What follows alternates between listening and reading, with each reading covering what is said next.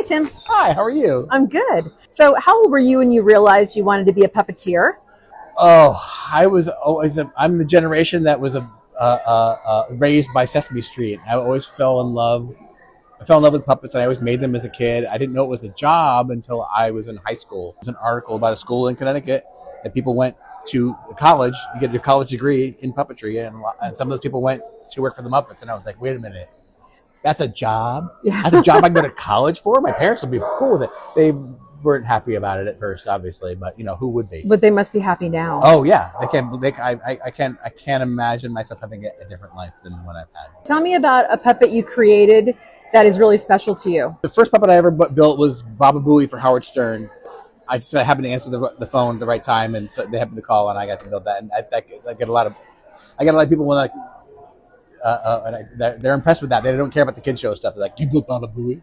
Yeah. But the best puppet I ever built was I carved a breakaway skeleton marionette at a puppet school in Prague. That is the thing I'm most proud of. It's like my favorite puppet ever. I spent a whole lifetime building puppets. I never learned to carve wood until about 6 years ago. So when you're developing a new puppet, what comes first? The voice, the movement, the personality? Design. Usually design. And then the design will then inform the character.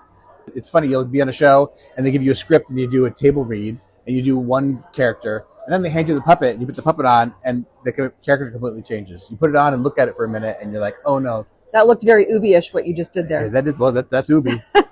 There he is. I recognize Oobi. Yeah, Oobi's got a little owie. So it's gonna go in goth, apparently. That was a great show. So I know you worked with Jim Henson. What is one thing working with Jim Henson that still inspires you today?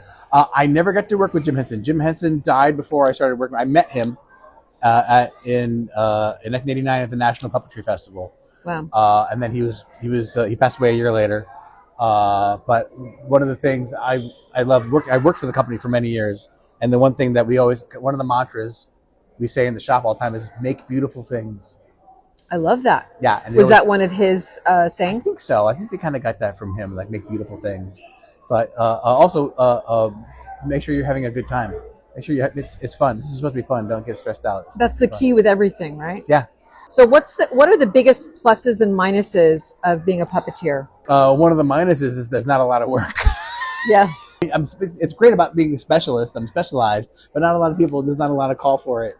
So that's the minus. I don't work as much as I want to work. Right. For other people. But one of the pluses is that I could play anything. If I was an actor, I would be middle-aged man. Right. That's all I get cast as. But as a puppeteer, I could play